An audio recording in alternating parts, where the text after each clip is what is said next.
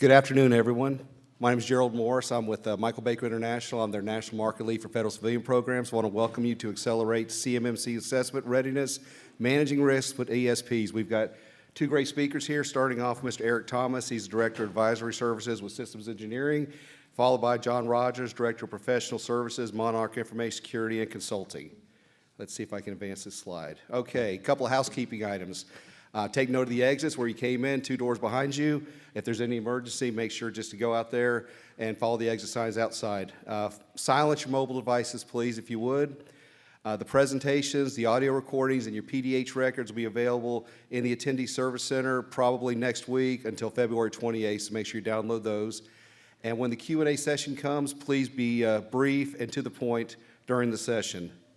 The next thing, I want to thank you for our brass sponsors. As you can see on there, G-Carl, GCP, Infrotech, NIT, Legis Consulting, excuse me, Knifler Survey, Surety Bond Professionals, and Tamarack Grove.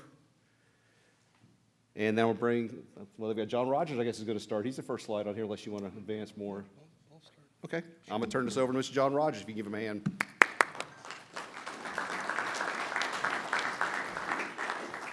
I hope we can get some more enthusiasm as we go through. I'm so tired. I'm just kidding. How you guys doing? Good, good. My name is John Rogers, and Erik and I will be presenting a kind of a tag team presentation. We have it split up, but we're still going to help each other with our different disciplines, because we do work in 2 organizations that are complementary but not don't do the same things.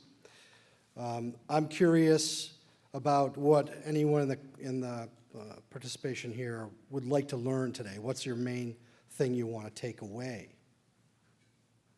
Anybody? Just anything, because you're scared to death. How to make CMMC affordable. Let's give them a hand.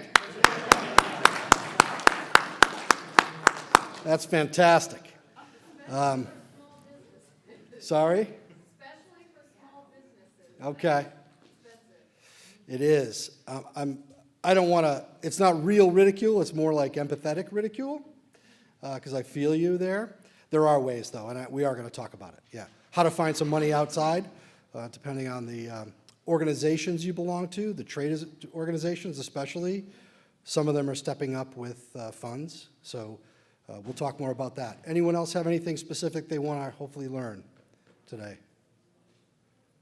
Do you guys know, incidentally, the total spend, the average spend that the DoD has estimated for each OSC? Do you know that number? $148,000. Yeah, that's a big number for a small company. So, full empathy there.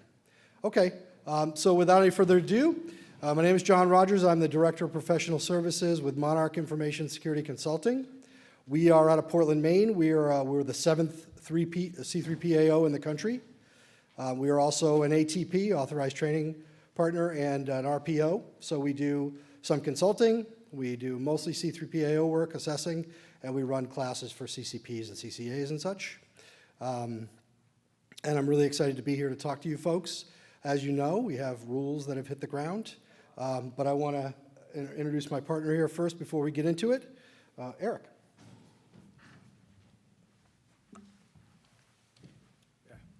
Hey everyone, thank you. Yeah, my name is Erik Thomas. I'm the, this is my fun photo, which I went back a ways. My fun fact is when I was 12, I started lobstering. I'm also from Maine, just down the street from Monarch Information Security. This is the start of my cybersecurity career. I was a terrible lobsterman. But happy to be speaking with you guys today. I work for Systems Engineering. We are a managed service provider, and we provide a lot of technology solutions, security, but we've been doing a lot of work in the CMMC space for the last few years. So we'll kind of offer the get ready perspective, and John, as a C3PAO with Monarch, they'll offer on the certification assessment side of things, what that perspective looks like. I do want to just kick it back to John, though, first, before we get really going here. Just to go through this, there's a lot of questions on the state of where things are. Excellent. Thanks, Erik. So we have last December 16th, we had the 32 rule go into force, right? Which is the assessment part. How familiar is everybody with these two rules, the 32 and the 48? Okay. And so in just this month, on the 10th, we had the 48 go into force, which is the contract rule, right? So CMMC language is going to start rolling down through the supply chain, flowing down from primes, requirements for CMMC certifications. Level 2s are underway. We've been doing them since January 2nd. They started in January 2nd, on January 2nd. And now the OSCs are expecting, we have to get really interested now because the contract piece has come to fruition. That still doesn't mean it's instant, right? There's a couple of factors there to talk about, but primes are already requiring or alerting to specific contracts that might require the language or a level 2 third-party certification, but most of the certifications are able to self-attest, right? So you're still in this part of the world that's kind of soft and able to do a self-attestation. Phase 1 is effective, like I said, since the 10th. Contracts will begin to include that language. Level 3 is defined now with 24 additional practices to be identified in the contract starting in phase 2, which is next year. So it's a year. There's 4 phases. And as we go next year, here's the conflict that I want to make sure I address.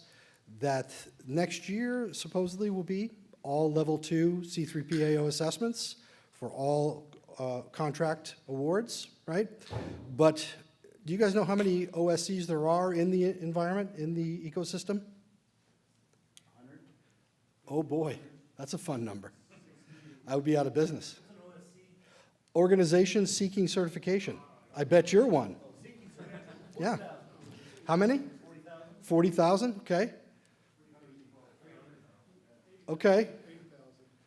I want to hear some, and then I'll tell you what the number is, right? How many, like, total DIB do you think? What's the estimate total defense industrial base companies? About 400,000. And of those, 119,000 companies have to have a level 2 third-party assessment. How many, now, next question, how many C3PAOs are there? 80. Okay, let's talk about math. So even though they're saying next year, phase 2, everyone's going to have to get a C3PAO, is that possible? No, it is not possible. Really, it's just not. We're on a call with Cyber AB every Friday with all the C3PAOs, and that's what we talk about. How is this even possible? If it's just 80 and they're like certifying maybe a half a dozen new C3PAOs each year, it's going to be 5 to 7 years before we could get through 119,000 level 2 assessments. So it's an interesting math problem.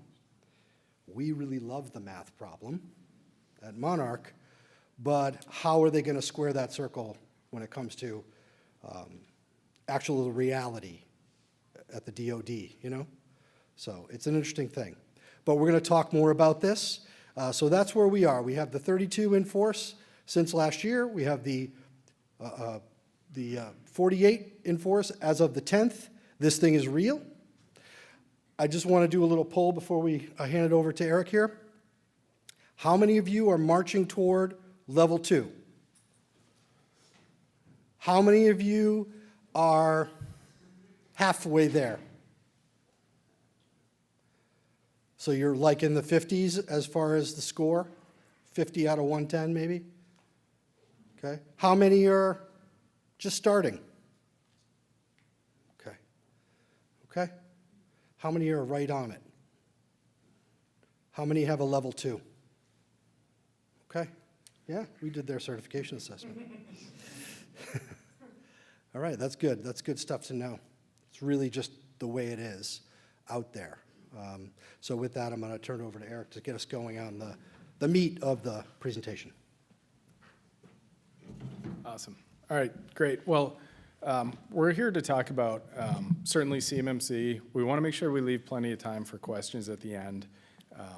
But we're going to talk about CMMC as it relates to external service providers to an extent and how you can manage risk with external service providers.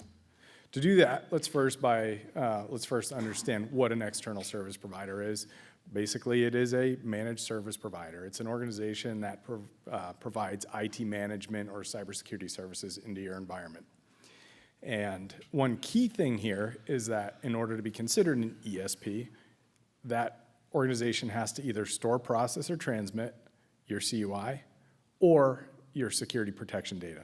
Security protection data is the interesting stuff that an attacker might want to get their hands on. So perhaps network diagrams, events, configurations, stuff like that. That's not necessarily CUI, but it's important. As a part of ESPs, there's something called cloud service providers. We're not really going to be spending much time to talk about that today. Think of that as Microsoft Azure or AWS or Microsoft 365. It's your typical SaaS or infrastructure as a service organization. And if they're going to have possess your CUI, store, process, or transmit it, they need FedRAMP. But let's just take FedRAMP and we'll put that aside. We could do a whole other session, I think, on that. Yeah, yes, we could. We won't. We won't. That's inherited, for those of you who know what that means. And if you don't, you can go back to sleep. It's okay. And then there's this other class of ESP, though. They're external service providers that are not cloud service providers. And that's what the most managed service providers like us, MSPs, MSSPs, consultants, they typically fall into this realm. And within that, there's a really important differentiator that we need to consider here, which is, do they store, process, or transmit your CUI? If the answer is yes, that raises the bar in terms of what level of certification they will need to have. If the answer is no, it's security protection data only, they're still going to be involved in your assessment, just in a different way and providing different information. So not fully to the extent as a service provider that has your CUI. Which, if we're thinking about managing risk with ESPs, this is a really important point. So you need to understand if they have your CUI and really think critically about that. I've heard of some service providers that, yeah, we take your backup data and it's in our data center, but that's all, that's encrypted, but it's in your data, right, in your data center that perhaps they're not performing down there like you think that they might be. Erik, can I just add a little bit? Please. So we get some interesting things that we hear because the environment, as you may know, is full of lots of conflicting information. Would you agree to that, guys? Yeah. It's absurd. And so one of the things that we try to do is kind of dispel mythology. So Erik brings up the backups and that they're encrypted. And there are people that will tell you that because it's encrypted, it's not CUI. How many people think that's true? Okay, thank you. No, that's not true. Okay, moving right along.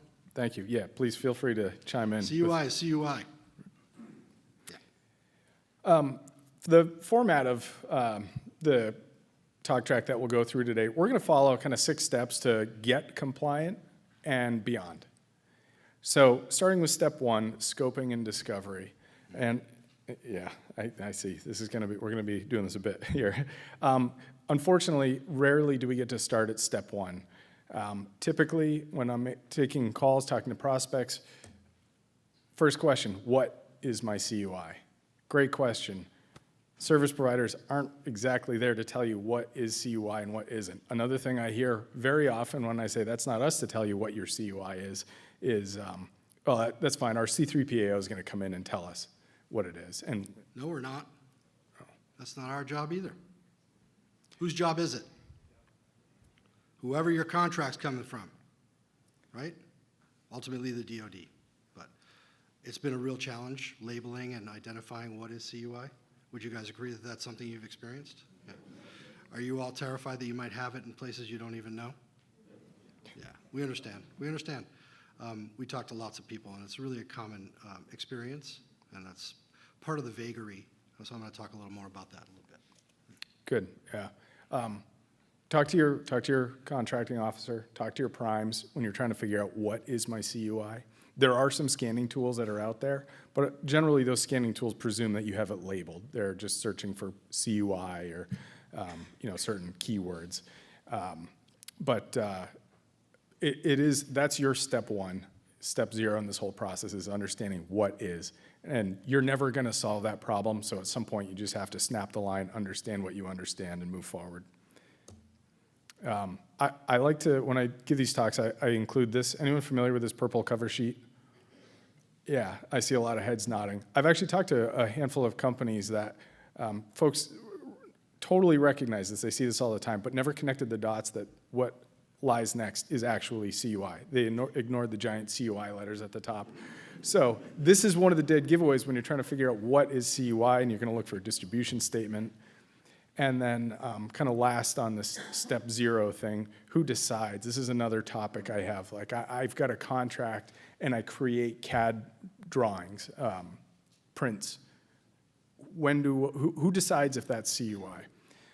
Feel free to scan this QR code. This will take you to the government's website. There's a nice little PDF that kind of talks through some of these finer points.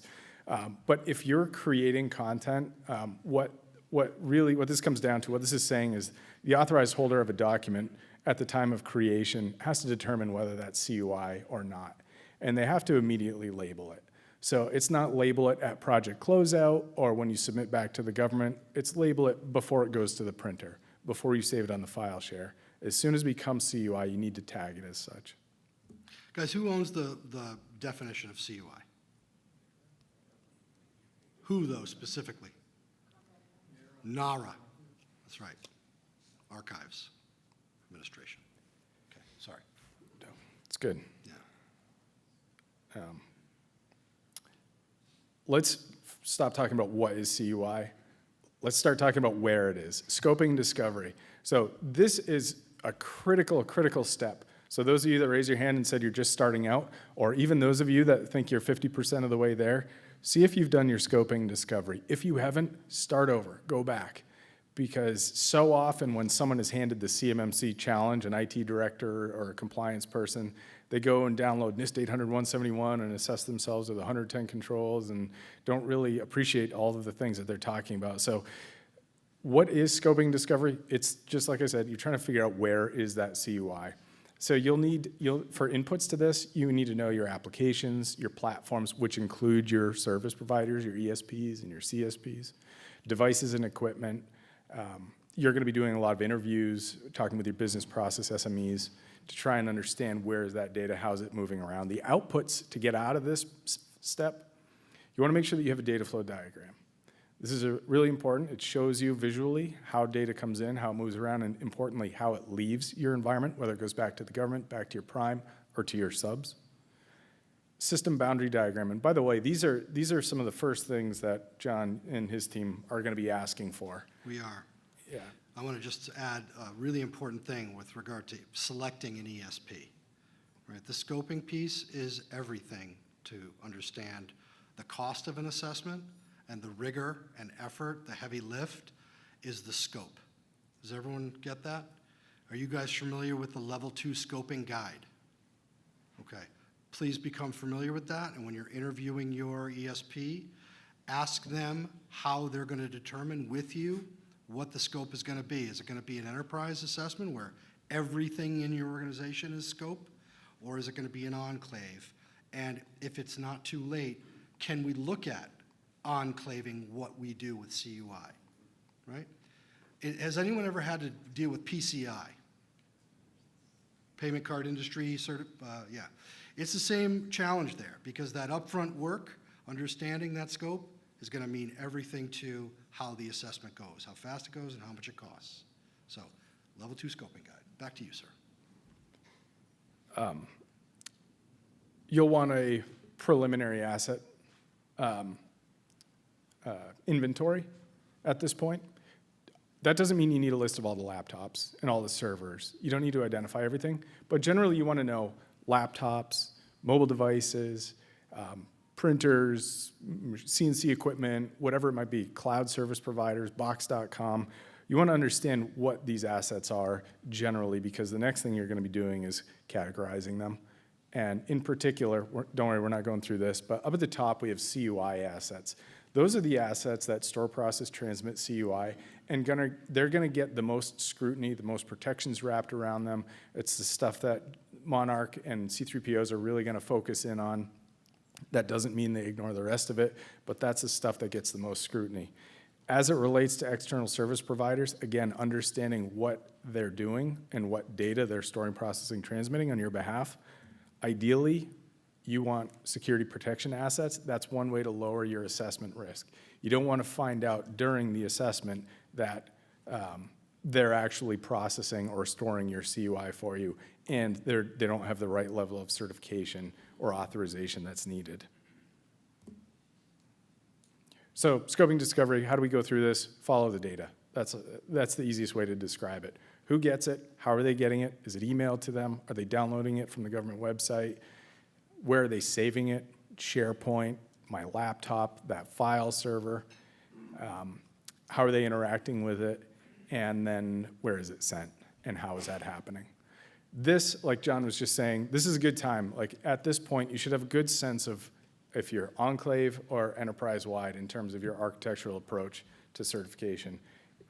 We're not talking about those today. Happy to. Sometimes people have preconceived notions that I definitely need to be enterprise-wide, and that's a big complex problem when in fact you just need to be enclave. Some people don't appreciate that this scoping environment really influences that. So this is when you make your, I think that is appropriate sort of a decision. Okay, let's go on to anything else on scoping, John? It's so much, but it's not the direct thing we're talking about. So I don't want to go too deep. I just want to point you in the right direction and make sure that you're asking your ESPs the right questions. Do they understand asset classes in CMMC? Do they know the difference between a CUI asset and a contractor risk managed asset? Can anyone tell me what a CRMA is? That's an asset that could access CUI, but doesn't because of a policy, procedure, or control that keeps it. So it could be someone on the same network segment. An accountant, for example, has access to an accounting software. They could get to that CUI, but they don't because of a policy that prohibits it. It could be a technical policy or a non-technical policy. CRMAs happen to be the most underutilized asset class. So I just want to make sure you guys are asking the right questions. Good. Thank you. We'll move on to step 2. So if there's one takeaway on step 1, don't skip it. It's the scoping. Do it. Make sure that your organization has done it.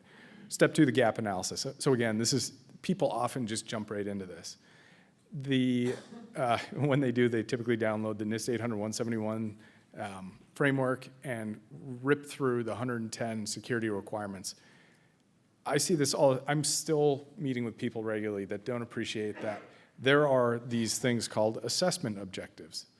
And that is what John and his team are really going to be focused in on. Yeah. There's 320 of them. So your 110 problems just actually became 320. So many organizations, so many service providers lose sight of this fact. And it's really important that you do your gap analysis to those 300. It's like taking an open book test with the answer key. You know the questions that he's going to ask. And if you can't answer them yourself, that's not their job to answer it for you. It's the opposite. So as you go through this gap analysis, even if you've already done one, another service provider, a consultant, ask them, have we done this to the 320 assessment objectives? That's for level 2. And those can be found in the CMMC Level 2 Assessor's Guide, which is readily available. It's right next to the scoping guide that John had mentioned earlier. Let me just add this in there for the 320. We assess at the objective level. We don't assess at the practice level, like Erik said. Make sure you understand what those objectives are asking for. When something says it's defined, you have to have a document that defines it. When something says it's identified, you have to have a list of those things that have been identified. CMMC is good because it's not prescriptive. You define the control. It could be terrible security, okay? You can define terrible security in CMMC, and as long as you're doing what you've defined, right? But just make sure when you're talking to an ESP, talking about risk reduction with the ESPs, we see most commonly, because part of our assessment package is a readiness assessment first, to see where you are. If people come in the door and they say, we're at 80, we're at 90, we're at 108, sorry, you're at negative 250. Sorry, you're at negative 103, because they didn't know what the objectives were. So be very sober and be very introspective and make sure you understand the 320. We'll take a look at an example here in a moment where that matters. Another input you're going to want going into your gap analysis, customer responsibility matrix, or matrices, also known as a shared responsibility matrix, or matrices. Has anyone heard these terms before? Got a few hands. Okay.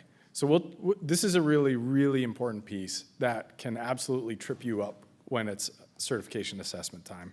We'll definitely be talking about that. Your outputs here, we're not getting into these. System security plan, you should have a good start on that. Your POAM, the list of things that you're not doing, and your policies, maybe your policies. I say that because sometimes rather than losing a point because you didn't define or identify something, just edit your policy. None of these are going to be complete, but they should all be in good shape coming out of your gap analysis. So we're going to take kind of a look at just one of these examples, and we're going to do some really crude back-of-the-napkin math on whether we've met these requirements in different scenarios or not.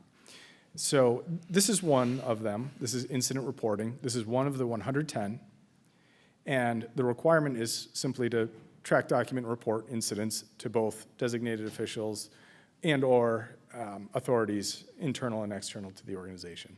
So track, document, report. And this is the sort of analysis I see all the time. You may have heard it. I'm sure some of you have heard it. My network administrator, tracks security incidents in an Excel document. And they typically let one of us know on leadership when there's an issue. So he's tracking it and communicating to us. So we're good here. We've met this. So we're going to take the points for it. We're going to put that into spurs, and we'll move on. Problem is, when you look at, in this case, that one security requirement has 6 assessment objectives associated with it.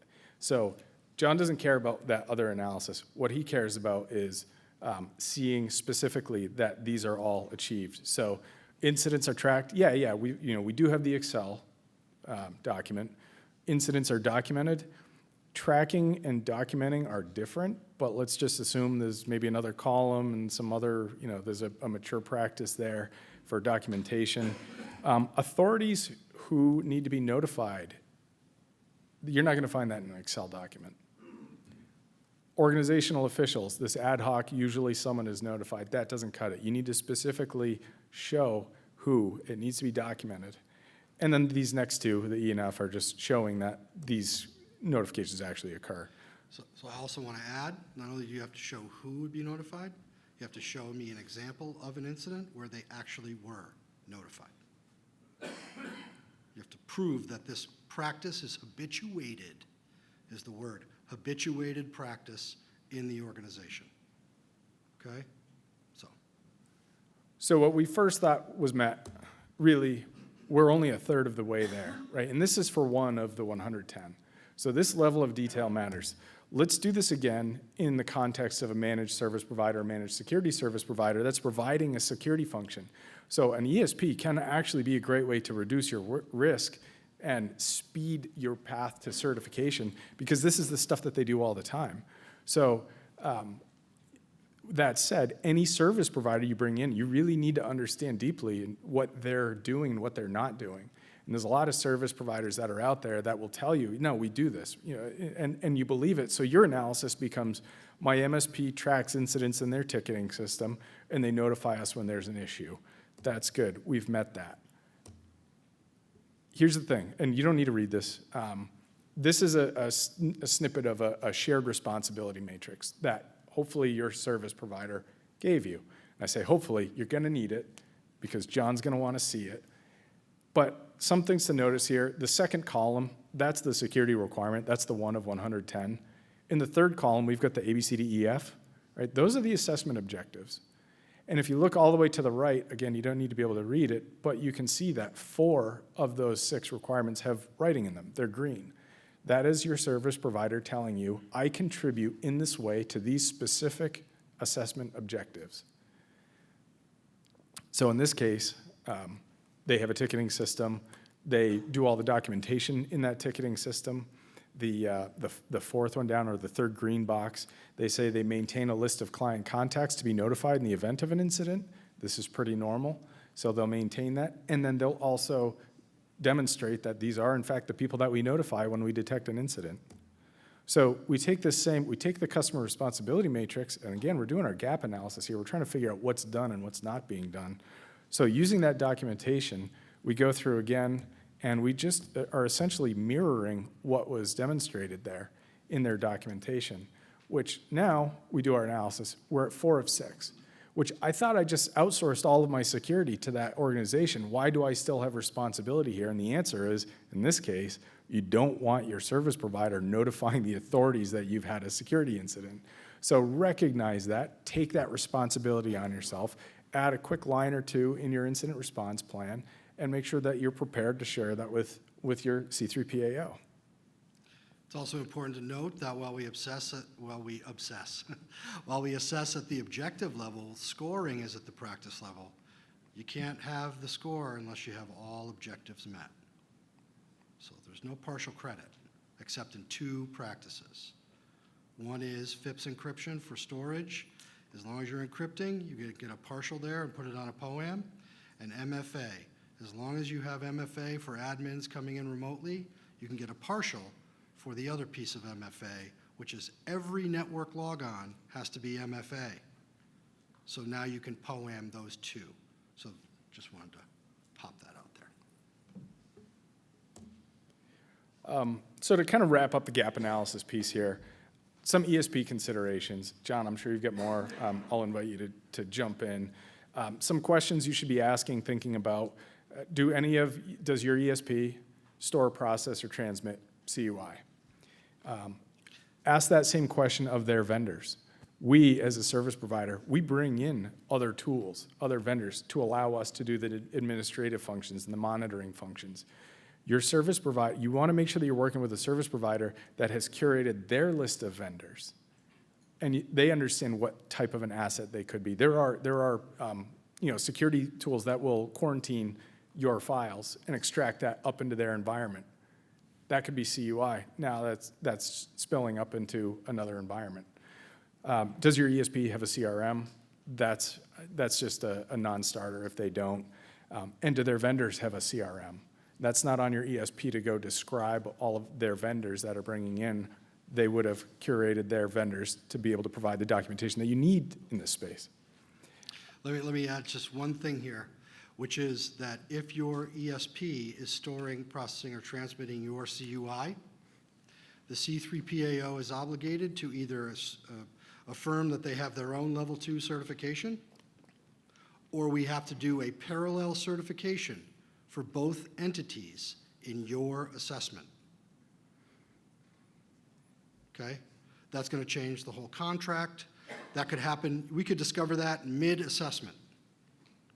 And that would end the assessment as it was planned, and a whole new assessment plan would have to be drawn up where we're assessing your ESP and you in parallel for the whole assessment. So, really important thing to understand. For the same price? No. Funny how that works. Yeah. But, yeah. A couple other quick It's notes. tricky out there. You have my full empathy for that part of it. Yeah. No, that's fine. A couple other quick notes. The 110 versus 320, any customer responsibility matrices that you're looking at, you really want the 320. If you don't, you're taking on assessment risk because there's gray spaces, there's a lot of nuances in here, and it's on you at the end of the day to make sure that you can account for all of those. And if your ESP hasn't specifically accounted for them and you say, no, that they've got that, you have to figure out a way to prove that, to demonstrate that. I guess I don't have a bullet for this, but another thing that we've unfortunately been seeing a bit of is another way to reduce your risk as it relates to CMMC and certification is, yes, involve a consultant or another service provider. Been seeing a bit of turnover. So for the last couple of years, my compliance guy has been building our CMMC program, and then he left. and no one else knows what's going on. I've got all this documentation, all of that knowledge walked out the door. If you involve a service provider, if you're outsourcing critical key functions, it's that much less that you've been set back in the event that you do have turnover of key employees. How deep is their bench? Both for you, but also for the ESP. Yeah. That's a big one. Because that turnover can happen with a service provider as well. And that doesn't present well in an assessment, does it? It doesn't, but it happens, right? An ESP loses key people and they don't have a very deep bench, and then you guys are the ones that are responsible. So, you know, the message I'll deliver again, but I'll start it right now, is you own this, not the ESP, and the organization needs to understand this is not an IT problem. This is an organization-wide thing, or it's not going to go well. I'm about done here until I turn it over to John. But real quickly, you get out of the gap. Like those first two steps, there's a lot of heavy lifting there. Get out of the gap analysis. You get a POAM, which is a bunch of things you're not doing. Just set this up, structure it. Give some structure to this. Your TBDs become action plans. Get budget, assign responsibility, and timelines, and move forward into the next bit of hard work, which is all of the remediation. We'll let John take over here. Thank you, sir. And feel free to chime in as I did. You bet. Yeah, as much as you like. So what I want to say first is the good news part, because there's a lot of really tricky things, right? And it seems daunting. And we've worked with OSCs that were on it, and the assessment was over in a day and a half. Okay? Amazing. Their ESPs were on it, and the organization was really good. In the assessment, they knew where to find things when we asked for them, and we've also seen things go kind of sour, right? Our position as an assessor is not an audit posture. We have, what I like to say is the ultimate thing for CMMC to achieve is to reduce risk in the DIB, right? That's its goal.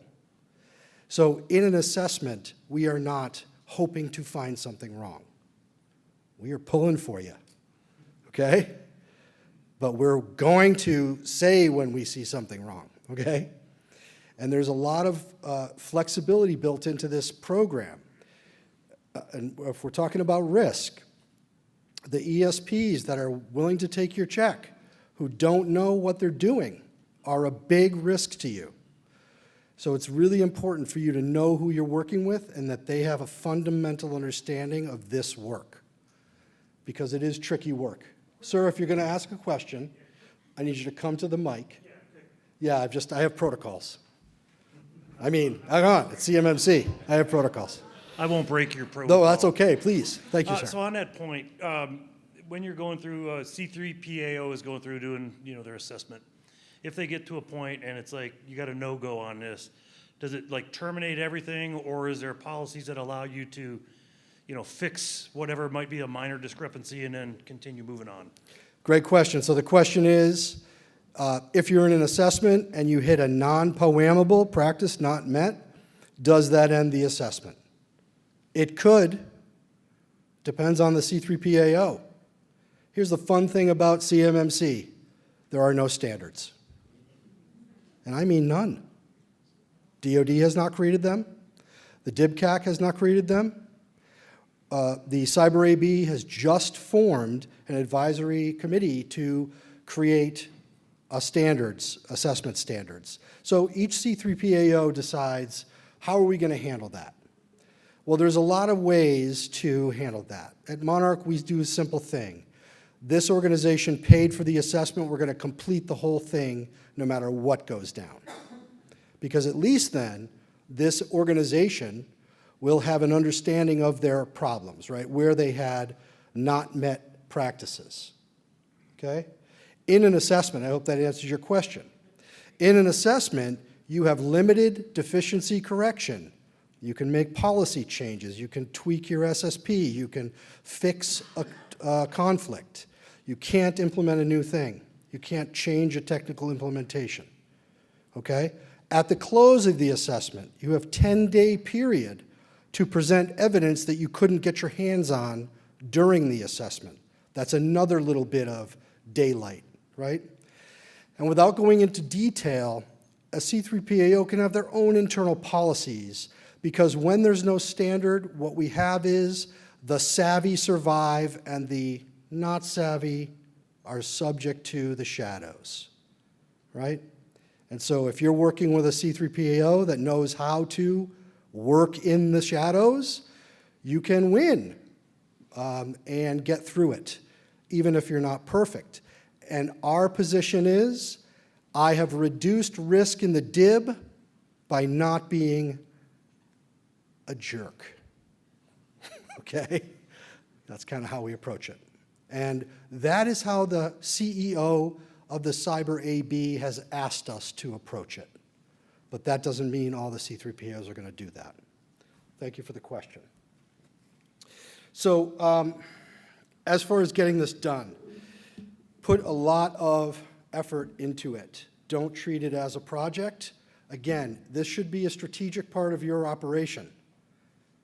It has to be. So there's two ways that security can be done. One is Frankenstein, you know, you bolt it on, the guy's all lumbering around your halls. Everyone hates this guy, security. What a jerk. He's ugly, he's carrying a bunch of weight, costs a lot of money. I prefer the apple pie approach, which is delicious. Bake it in. Bake it into your process, bake it into your business. It is a strategic thing, because you can't just say one and done. You know, every 3 years you have to step up, right? And every 3 years, that assessor is going to say, show me the operational program for the intervening 3 years.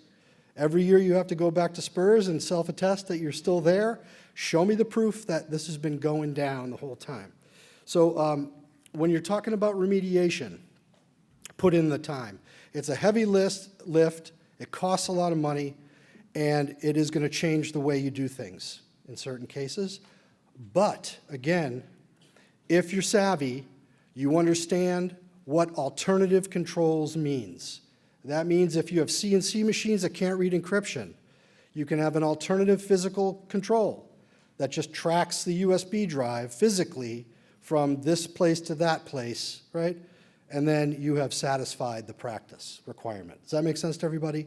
And that's what I mean about knowing where to read between the lines and understand how you work in this system, where it's got a lot of flexibility built in.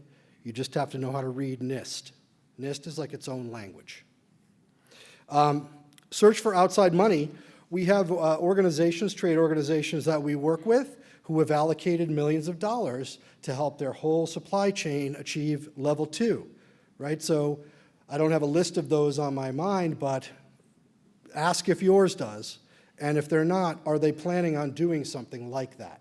Some of the primes have funded some of these programs where they're going to put a bunch of money into the kitty and help people pay for their assessment. So search for that outside money. When you create a POAM, make sure that you understand how that POAM, how those items on the POAM, the plan of action and milestones, are going to be achieved. Make sure the things on that POAM are POAMable in an assessment, or get them done, right? You can come to an assessment with some non-compliant practices. Are they the ones you can POAM? Can you put them on a POAM? Because you can actually win an award for a DoD contract with a conditional certification, right? As long as you complete that POAM in 180 days. And as long as you meet the 88, right? 80%, 88 practices, and the ones that are POAMable are met. So understand what's POAMable and what's not. Consider alternative safeguards, like I said. Conduct training, review plans, conduct required exercises, engage, as Erik has mentioned, a consultant if you don't feel confident. And if you don't think your ESP is confident. I would say 70% of the ESPs that I work with on my consulting side, right, we can't assess the same clients we consult with, but I have a handful of clients I consult with. They have ESPs, I have had to train them, okay? We run the security meetings, we help the ESPs understand. And then another percentage of them are right on the ball and know exactly what they're supposed to do, and that is a joyful thing. Can't say it enough, really important. Step 5, choose a C3PAO. There's a marketplace out there. Ask them about their posture. Ask them about their approach to this work. It's not an audit. It's not supposed to be an audit. It's an assessment. An audit is a much more scientific kind of sampling of statistical data, and an assessment is more, what we're looking to gain is an idea that you have a habituated practice in your organization, that it's being done.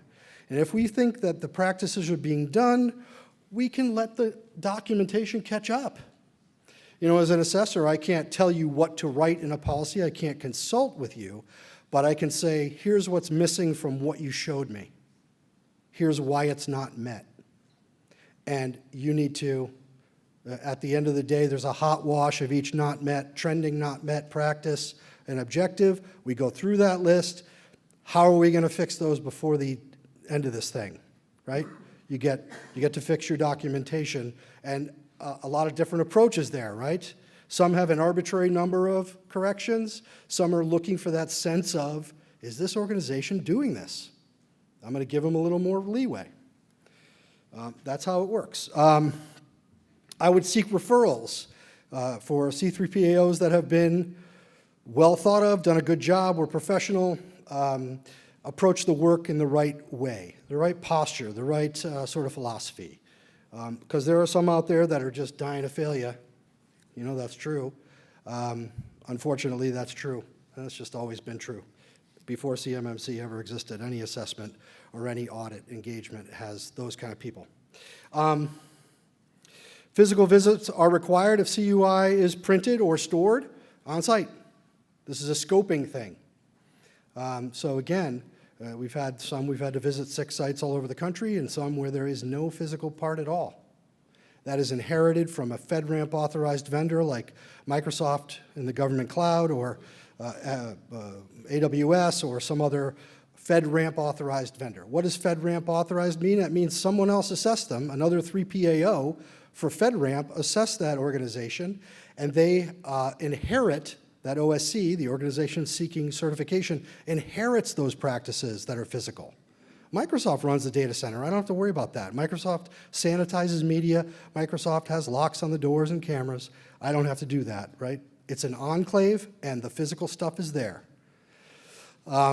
If there's a physical assessment, someone has to come on site and, you know, go through those practices that are physical.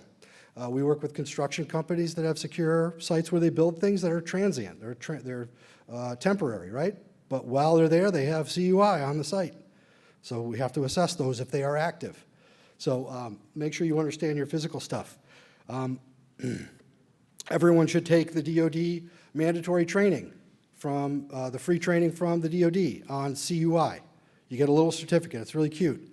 And you know, and then you get to learn what markings should be. Understand what NARA is looking for and what the DoD requires. You have to have that training. How many assessments has a C3PAO completed? What's the team makeup? Are they W-2s or 1099s? This is a 1099 wonderland, right? Just tons of people out there going to make a lot of money as a 1099. We don't do 1099 at Monarch. We are building an organization, so we only do W-2.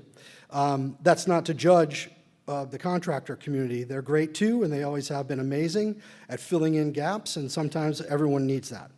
So I want to make sure that I say that.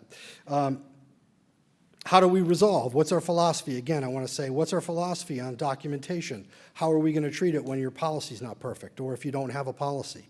Things like that. Understand those things. We have to follow the CAP, the certification assessment process. There's no getting around that. We have to do it by the book. It's one size, and everyone has to fit that. That said, like I said, there's a lot of leeway of how you actually do that. We do an in-brief to kick off our assessment. We expect to provide much documentation ahead, right? We ask for, at Monarch, our philosophy is, we want to see evidence in the assessment. We don't ask for 100 screenshots. That is what ended up happening is we would be in an assessment and all these screenshots would be up there. They'd be the wrong thing. The organization didn't understand what we actually were asking for. So we have reduced it to the fundamental documents, your policy documents, your procedures, your SSP is so important. Please go to the objective level in your SSP. Anything lists-wise, your user list, device list, your FedRAMP authorizations, your FIPS validation certificates, those are the things that we ask for. And when we're in the assessment and I say, hey, show me the lockout policy at Microsoft Entra ID, and you show that to me, I say, capture a screenshot for me, please, and upload it here, right?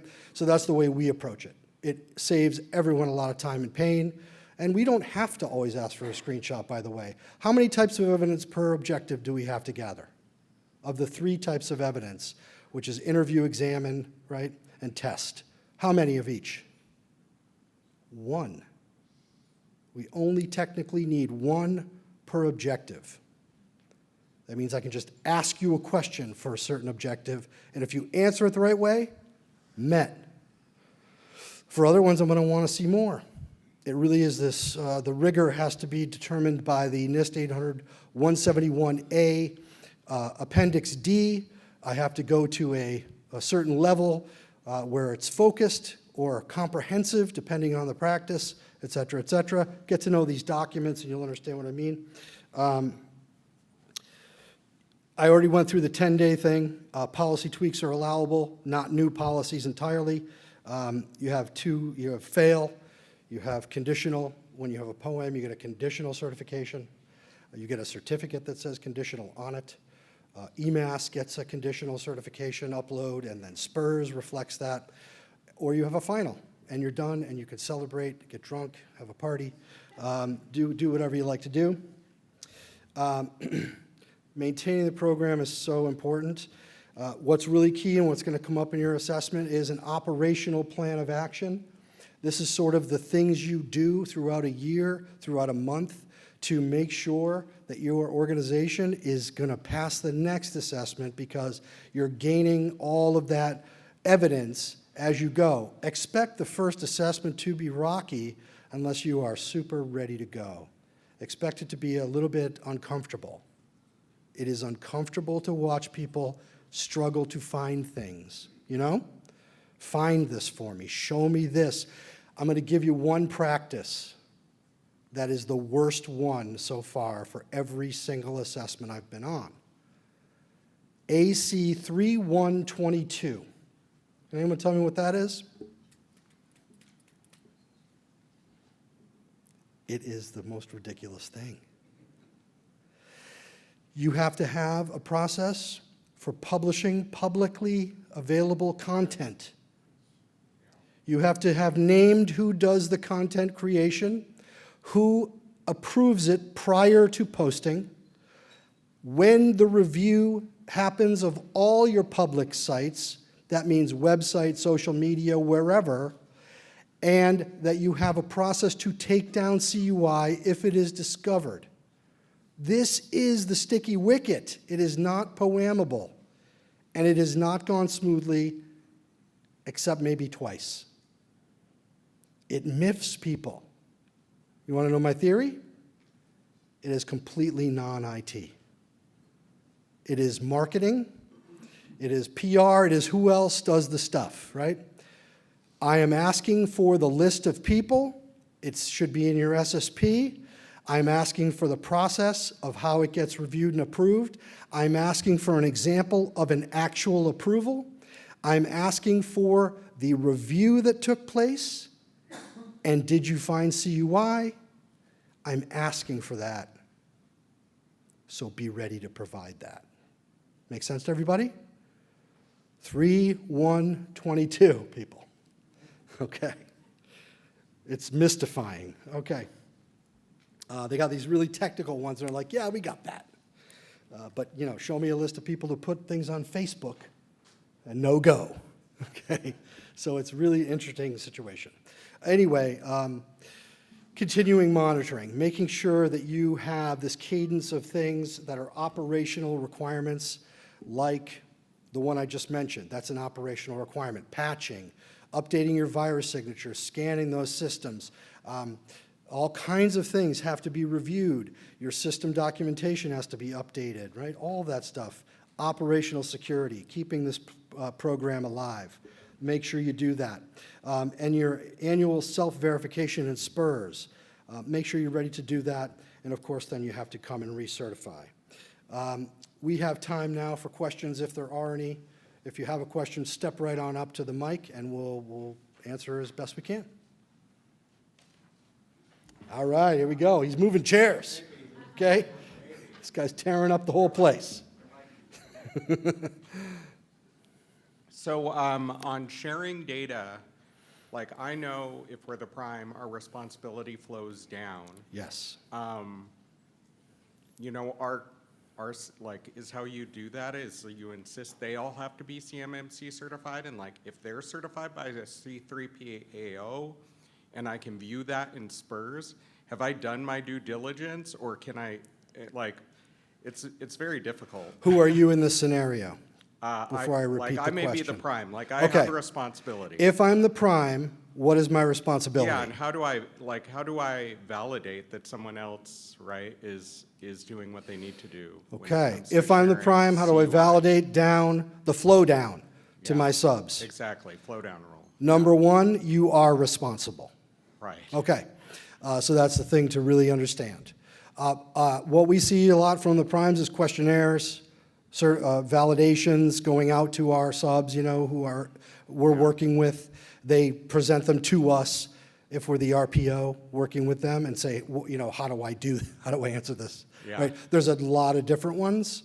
What's fun is to see there's so many of these out there. We thought we'd create a brand new one and make it even worse. Okay.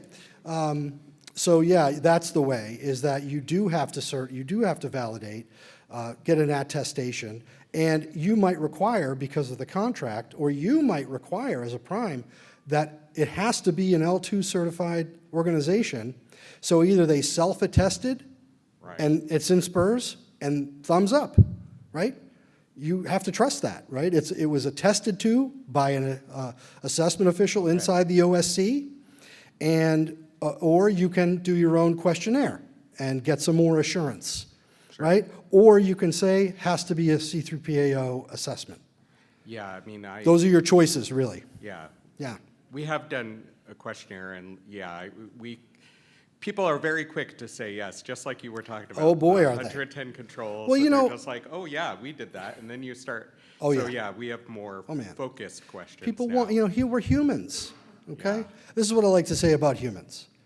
We sell a thing called a hoverboard. It has a wheel on it. Does anyone have any more questions about humans? Okay. They're telling you it's a hoverboard even as they show the person on a wheel skating across the thing. I think people are hopeful. Yeah. Let's just not Yeah. judge it. I don't know if you've heard of motivated reasoning. Yeah, I do. I'm Yeah. really familiar with it. We're at an 80, I promise. No, you're at a negative 70. So we're not in the judgment business. We just say, this is where we're going to meet you. But you have to know. Yes, you absolutely have to know. And those are the ways you can find out. Good. Anyone else?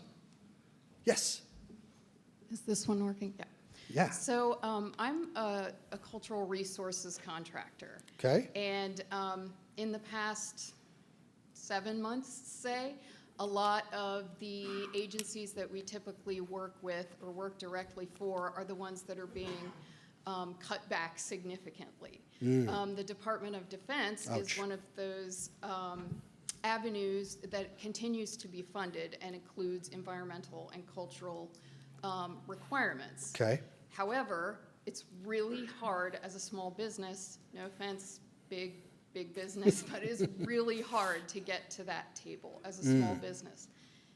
To me, just doing a little math, you said 119,000 businesses are going to need this. At $148,000, that's $17 billion a lot. to be spent on this. Yeah. And just a little AI research suggests that with maintenance, it's more like $400,000 to $500,000 for a small business. To me, that's reading as a deliberate attempt to exclude small businesses from the marketplace. And I'm wondering what, if anything, is the small business, considerations, especially here at this conference, doing to mitigate that? We want to be compliant, Yep. but that's a significant part So of your our actual net revenue. Sure. Your question is, what can a small business do, right, with this burden, basically, right? That's the question, essentially? Yeah, essentially, because it's just, it's already hard enough for us to get DoD work. Yeah. Yeah, I have a lot of empathy for you. I really do. I think, aside from what theory I might have for why it is the way it is, because I think there's not knowing what happens in the rooms that are secret. I don't know what happens in those rooms. So I try and stay away from speculation there.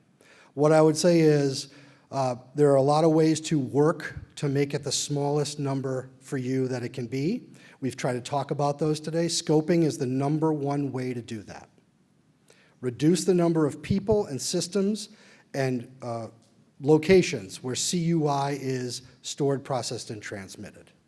Outsource as much as you can to reasonable MSSPs or cloud services providers where they take on a lot of the load for you, And then be very careful about who you're working with when you choose a C3PAO, or if you're self-attesting, be sober about how you assess yourself.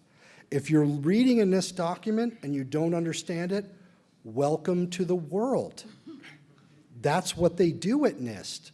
All respect to those guys. They do amazing things, but they talk a language that experts have to interpret.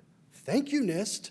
But seriously, though, if you're reading those objectives, some of them are mystifying to laymen who spent their time learning something else, how to build things, how to master this engineering problem, right?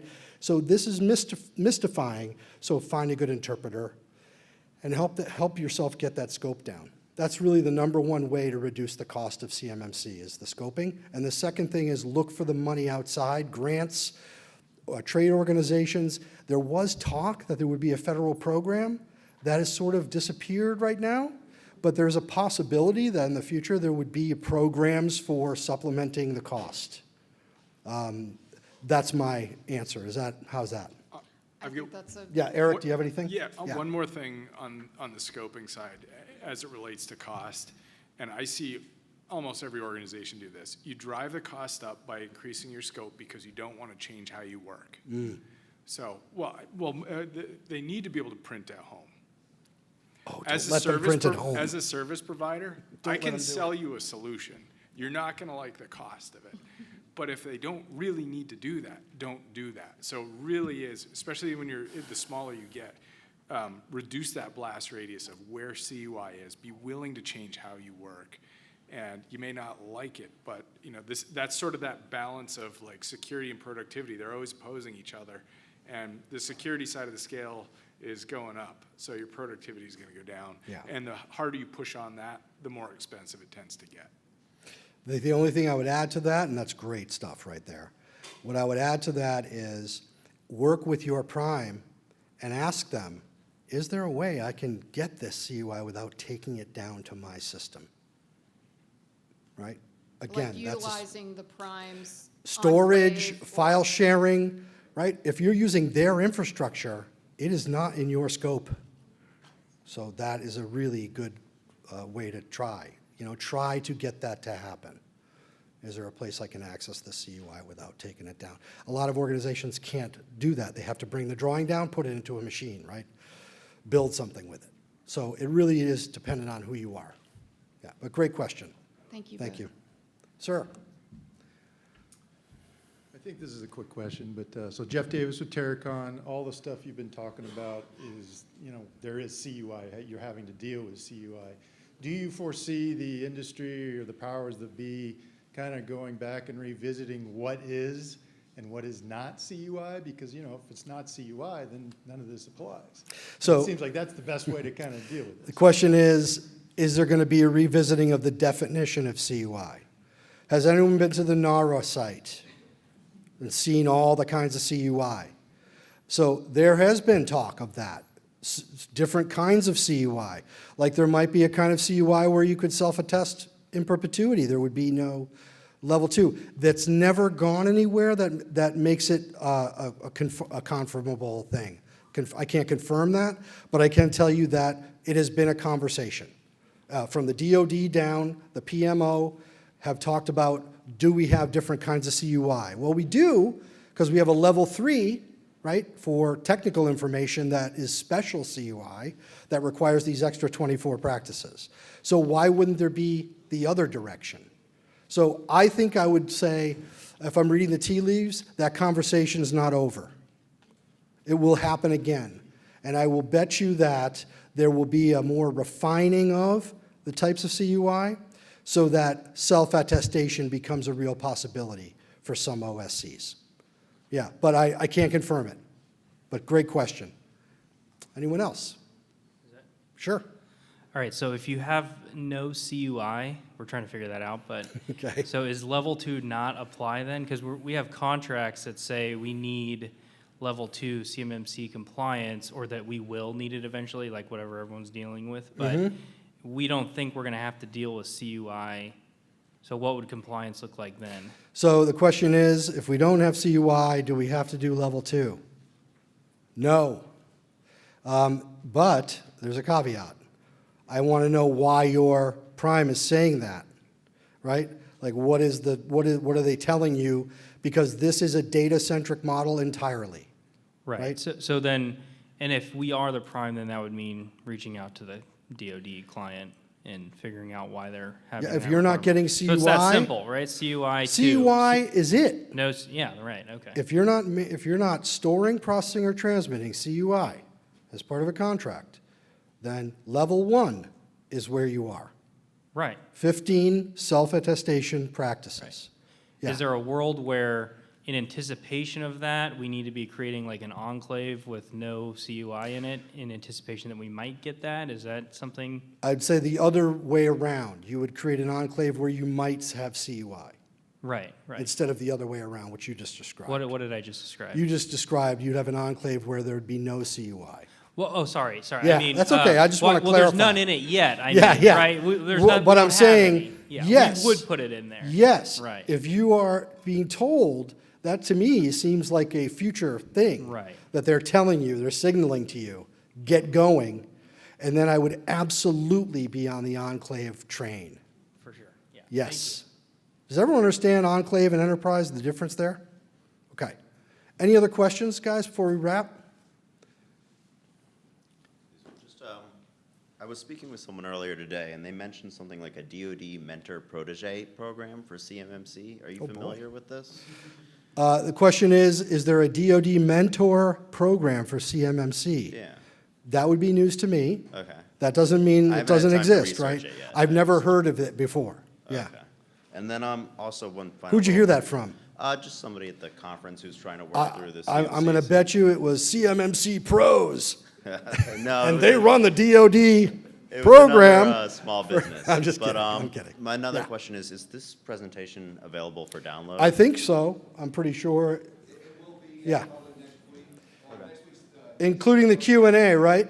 Yeah, this is all recorded. All right. Awesome. Everything's recorded. Well, thank you. Thank you.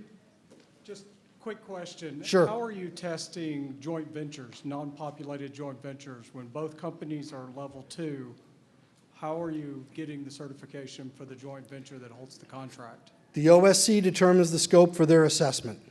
Okay, Not me. I validate it, though. Does that make sense? yep, Okay. perfect. Thank you.